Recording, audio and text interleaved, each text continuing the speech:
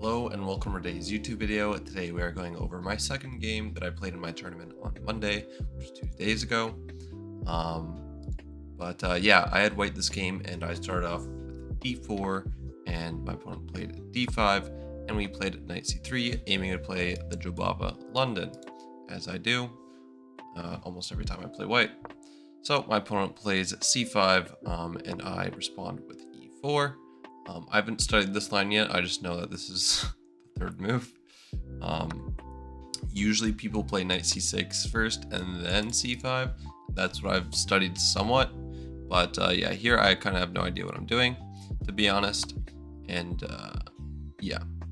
So he takes on d1, and guess what? We're already basically in an endgame, so I can tell this is going to be a long game.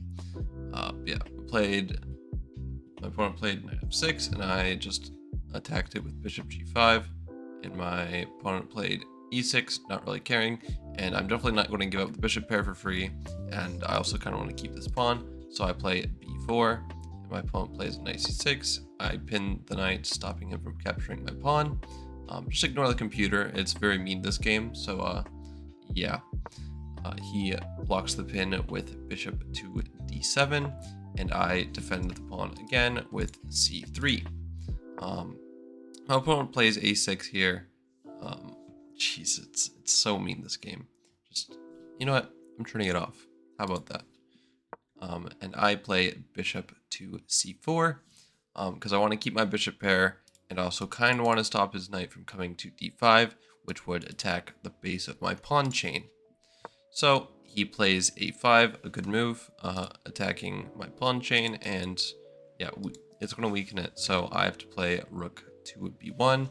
I'm just going to support the pawn chain with my rook.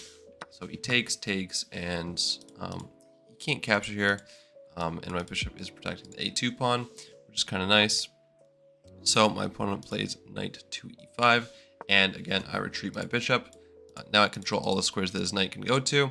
The reason I didn't go back to b3 is because he wanted to hop in to this nice d3 square, so I need to control that square with my bishop, and I can't do that from the b3 square.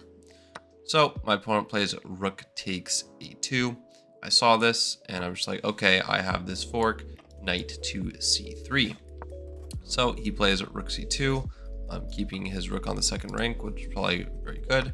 And I take on f6, and then I take on e4. My opponent had a move here that we both missed during the game. He has bishop c6, and yeah, I have to play f3 here, but he's x-raying this pawn on g2, which is trapping my rook currently because my knight's still undeveloped.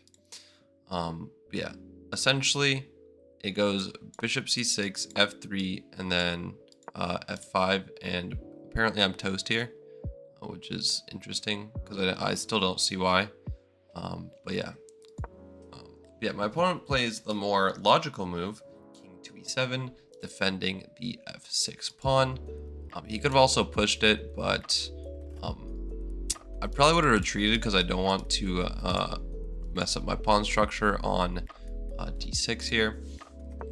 Yeah, I simply develop with knight f3, he takes, and I take with my bishop, and everything's all good and fine. Now my opponent plays f5, and now I can put my knight on d6, since the bishop's vision is cut off from that square. So my opponent plays bishop c6.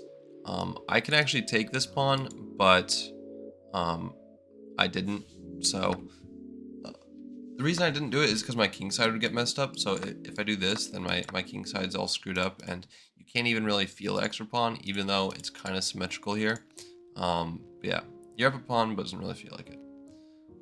But yeah, bishop takes c6, pawn takes c6, and I just have a really strong knight, so I castle.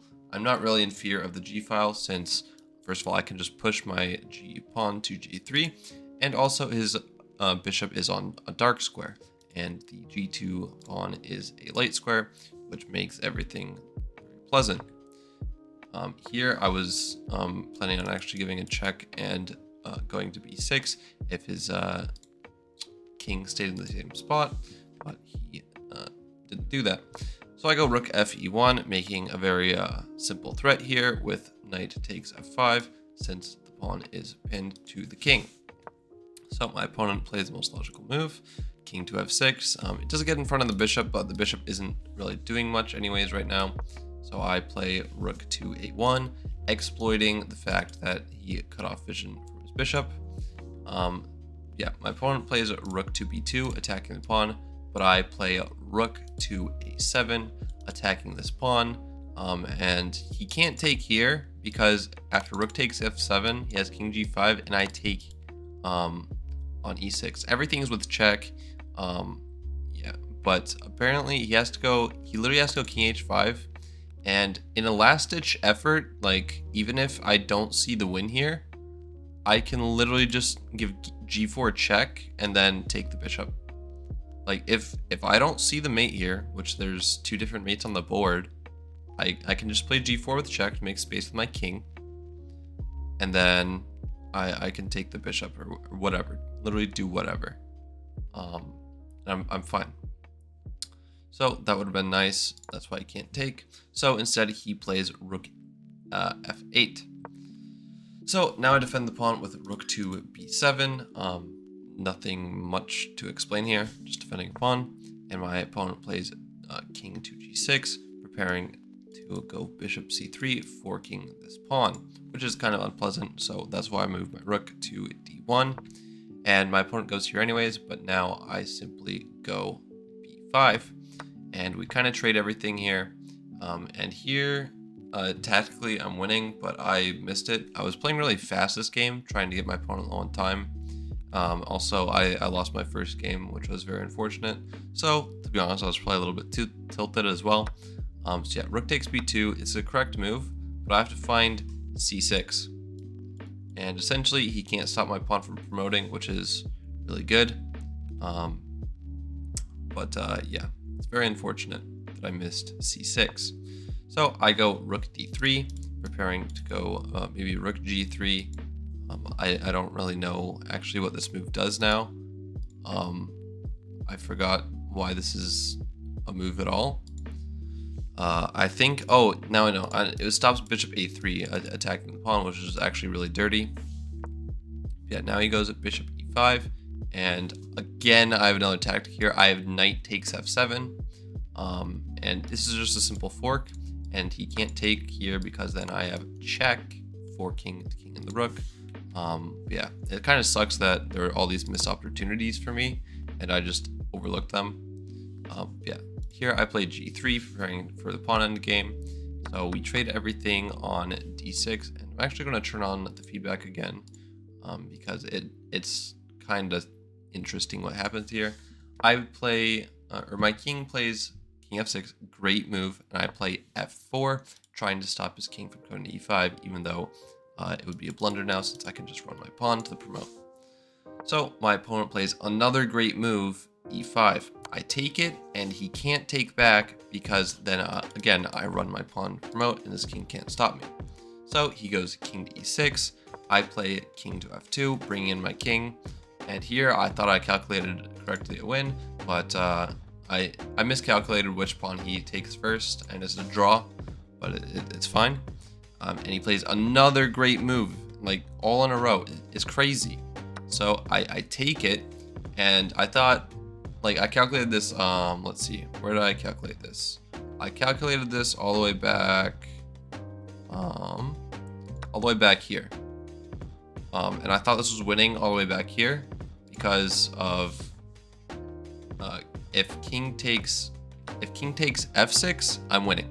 I calculated that right, but I miscalculated king takes d6 first because now he gets in front of the pawn and protects his pawn when I'm attacking it. So yeah, I take opposition here. So that's why you see me go king e3, because now king takes f6 and now I have king opposition. Yeah, h3. Yeah. Nothing too spectacular here. It's kind of just a dead draw because my opponent has opposition, which I guess is unfortunate. I guess I shouldn't have taken opposition in the first place to make it more tricky. The game went on for a little bit longer here, but it was just a bunch of shuffling around, like king back here, blah blah blah blah blah. You know, like that this wasn't moved, by the way. Like, this, I'm just showing like kind of what shuffling was going on here. Obviously, if king goes here, then I go in here, and everything's all fine and dandy. Yeah. Anyways, game review. I had actually have 77.8. Few missed wins, which is very bad for me, and my opponent had an accuracy of 78.1. Again, few missed wins from both sides. So not a super high quality game, unfortunately, but it's a draw. Nothing too spectacular there. We both had an estimated rating of 1950, which is all right. Again, nothing too spectacular. Yeah, draws are just kind of boring. Nothing more to say, really. Drawing isn't really the fun part of chess. For either side, it's kind of just like, oh, I kind of just wasted an hour to make a draw. That's kind of cool, especially when like you have winning chances as well. Like I had a few wins there at the end that I just overlooked because I was playing fast.